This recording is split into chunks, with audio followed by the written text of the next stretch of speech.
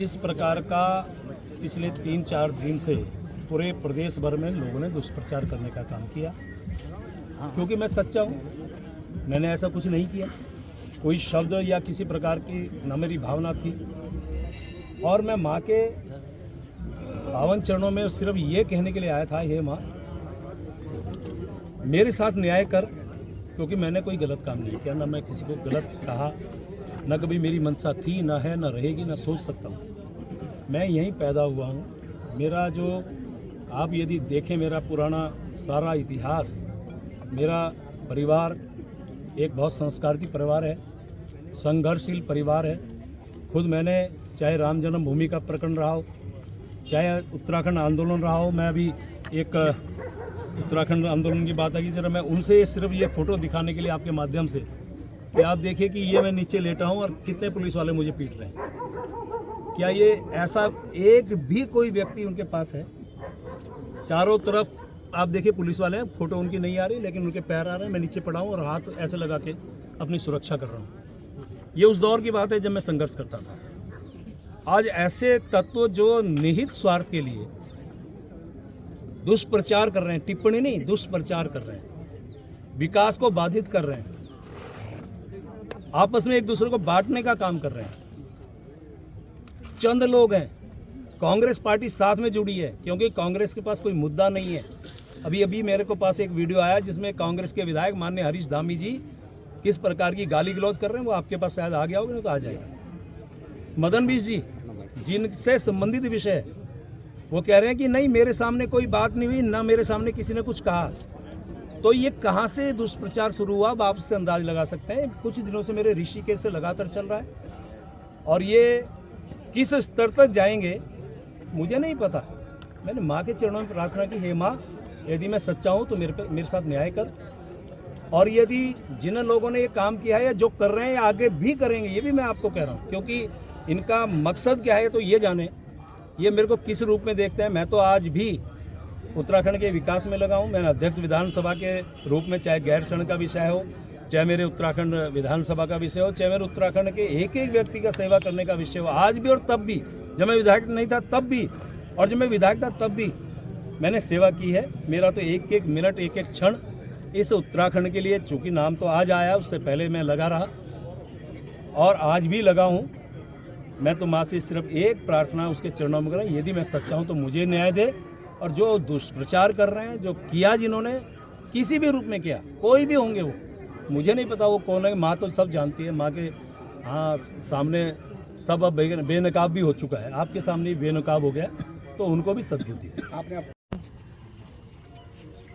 आज बेटे के रूप में तेरे चरणों में आया हूँ। जिस प्रकार से कुछ लोग दुष्प्रचार कर रहे हैं, माँ तेरे चरणों में प्रार्थना कर रहा हूँ। मैंने हमेशा मेरा जीवन तेरे आशीर्वाद से मैंने इस उत्तराखंड में जिया है, और जो लोग निहित स्वार्थों के लिए और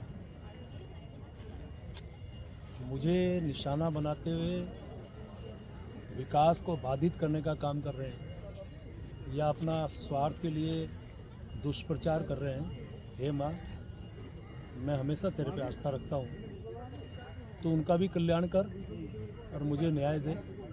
मैं न्याय मांगने आज माँ तेरे दर पे आया। जय माता दी। बोलो गंगे मैया की जय। बोलो गंगे मैया की जय।